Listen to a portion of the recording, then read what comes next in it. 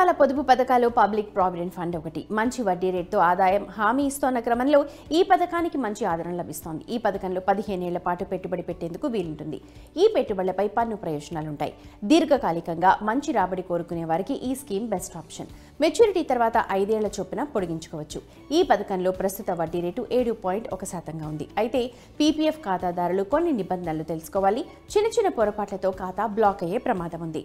మరేదైనా కారణంతో PPF account inactive గా మారితే ఎలా రీయాక్టివేట్ చేసుకోవాలో చూద్దాం. పీపీఎఫ్ ఖాతాలో వార్షికంగా కనీసం 500 రూపాయల నుంచి పెట్టుబడి పెట్టొచ్చు. గరిష్టంగా 1.5 లక్షల వరకు ఇన్వెస్ట్ చేయొచ్చు. అయితే ఏదైనా కారణం చేత ఇందులో కనీస వార్షిక కాంట్రిబ్యూషన్ 500 కూడా జమ చేయలేని సందర్భంలో మీ ఖాతా ఇన్యాక్టివ్ గా మారుతుంది. ఆర్థిక ఏడాది ఏప్రిల్ 1 నుంచి మార్చి 31 మధ్య కనీసం మొత్తం జమ చేయని సందర్భంలో ఇన్యాక్టివ్ ఖాతాగా చూస్తారు. ఇన్యాక్టివ్ ఖాతాలోని డబ్బులకు వడ్డీ చెల్లించరు. విత్డ్రా చేసుకునేందుకు కూడా అవకాశం ఉండదు. చాలా నష్టపోవాల్సి వస్తుంది. పీపీఎఫ్ ఖాతా బ్లాక్ అయిన తర్వాత నిర్దిష్ట కాల పరిమితి లోపు తిరిగి యాక్టివేట్ చేసుకోవాలి. డీయాక్టివేట్ అయిన సంవత్సరం నుంచి 2 ఏళ్ల లోపు చేసుకోవాలి. ఇన్యాక్టివ్ గా మారిన పీపీఎఫ్ ఖాతాను తిరిగి యాక్టివేట్ చేసుకోవచ్చు. అయితే అందుకు కొంత జరిమానా చెల్లించాల్సి వస్తుంది.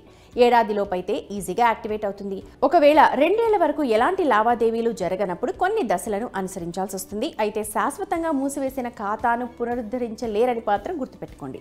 ముందుగా మీ పీపీఎఫ్ ఖాతా ఉన్న బ్యాంక్ లేదా పోస్ట్ ఆఫీస్ శాఖకు వెళ్ళాలి. అకౌంట్ ను రీయాక్టివ్ చేయాలన్న ఉద్దేశం స్పష్టంగా పేర్కొంటూ ఒక రిటర్న్ లెటర్ ఇవ్వాలి. కనీస సబ్స్క్రిప్షన్ మొత్తం 500 రూపీస్ డిపాజిట్ చేయాల్సి ఉంటుంది.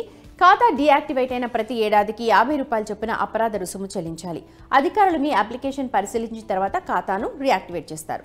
మీ ఖాతా రీయాక్టివేట్ అయిన తర్వాత పాక్షిక ఉపసంహరణలు లేదా లోన్ ఫెసిలిటీ పొందేందుకు కూడా అవకాశం ఉంటుంది.